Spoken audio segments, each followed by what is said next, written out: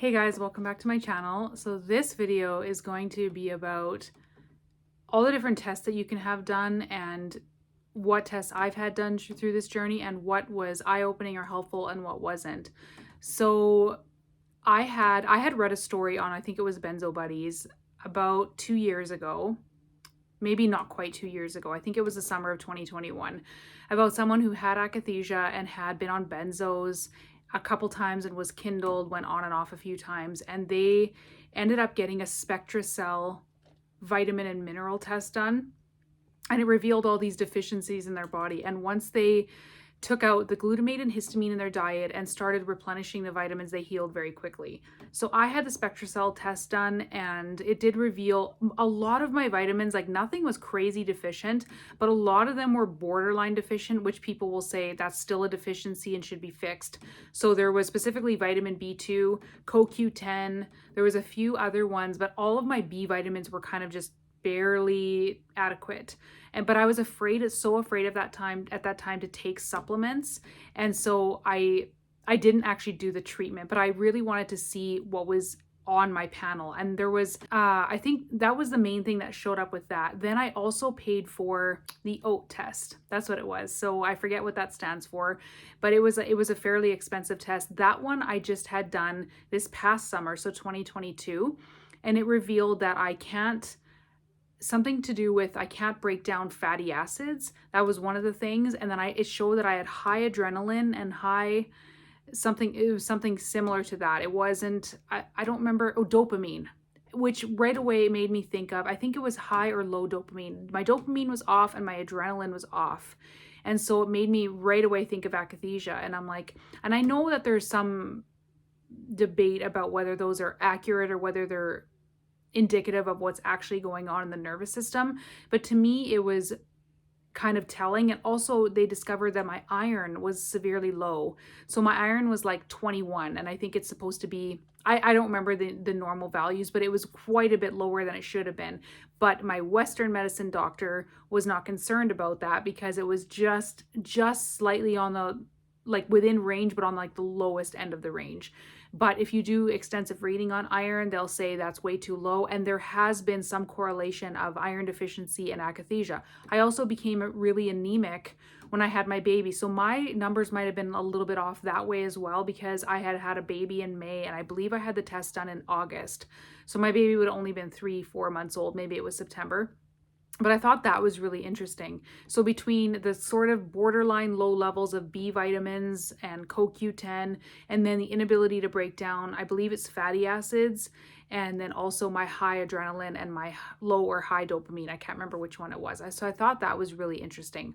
Also, I have a history since I've been in withdrawal. This was not since I got akathisia, but this was my first withdrawal. I had undetectable progesterone. All of my hormones were out of whack. So that could have been just from, it could have been from the cessation of birth control pills, because I did take those for 17 years.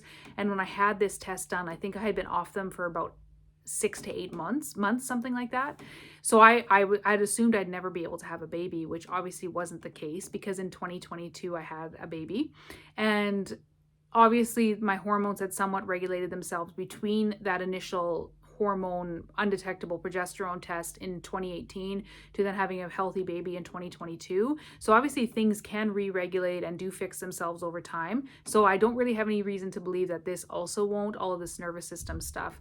So another thing that I'm having done is live blood analysis. So there's, again, debate. I mean, if you go onto Reddit or you Google it, they'll say, oh, it's pseudoscience, and oh, it doesn't tell you anything. But again, there have been other people in this community who have drug damage or withdrawal or akathisia who have figured out that they had toxic blood, and then they were able to do the treatments that were requested or that were prescribed to them, and then they healed after they did that. So not just for that reason, but also because my daughter will be 1 on May 8th, and today is April 27th. So she's almost a year old, and she has these dark circles under her eyes, and my doctor doesn't seem to be able to tell me why.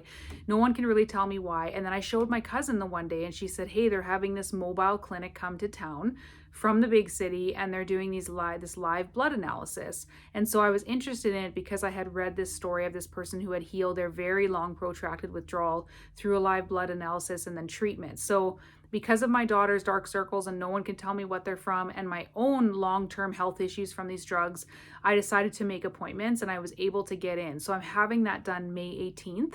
Another reason I'm getting that done is because it can detect, or it can show mold, parasites, fungus, all those types of things. And if you've watched my videos and know some of my history, 3 months ago I moved into a new place because I found out and discovered that my old apartment that I had been living in for 3.5 years was full of mold.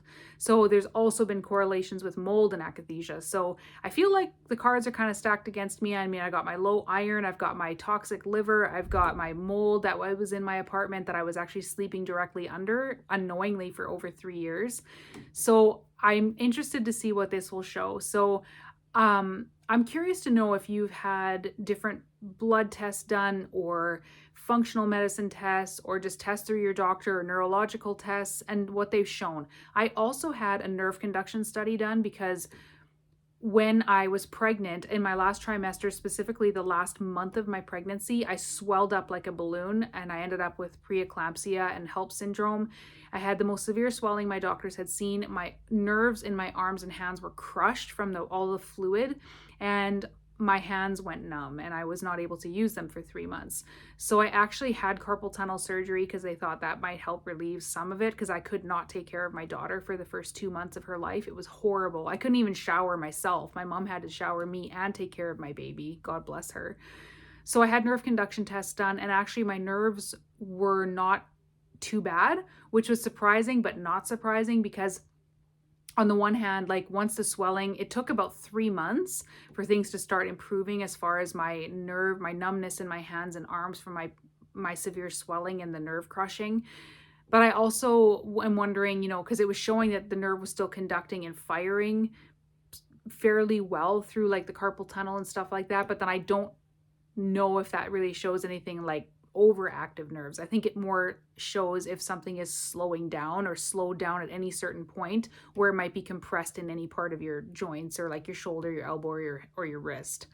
So I had that done as well. So I've had several tests done. I've had all kinds of like regular blood work done through my doctor, like checking my thyroid and checking, kind of just the standard things that they check, which I don't think, in my opinion, are very revealing. So I'm curious if you've had tests done, if they've shown anything. I also had a brain scan done, like a CAT scan, which I know is not super detailed. There's other people in this community getting MRIs and SPECT scans and stuff. And for the most part, it seems like not much shows up for people. But I mean, and my CAT scan didn't show anything, but based on my outward symptoms, my movements especially, I was diagnosed with a movement disorder and put on disability. That has gotten a lot better, but you will see if you look through some of my old videos, or not even that old of videos, not even that long ago, my movements still happen under stress for sure. So yeah, I'll let you guys know how the live blood analysis goes. I'm just curious. I have insurance coverage, so I'm not, blowing a bunch of out-of-pocket money. I just want to know what it shows, especially since I had been living in mold for a long time. So let me know what tests you've have done, if they've showed anything, revealed anything, and if you've done any of the treatments, and if they've helped or not helped. I'm curious to know. I'm just so curious to know people's experiences and gather as much information as possible to potentially help people in the future if I decide to become a coach, or just, as a support, and just so we can figure this out, because we essentially are on our own because nobody's studying this. So I appreciate all your comments, and I'll see you on the next one.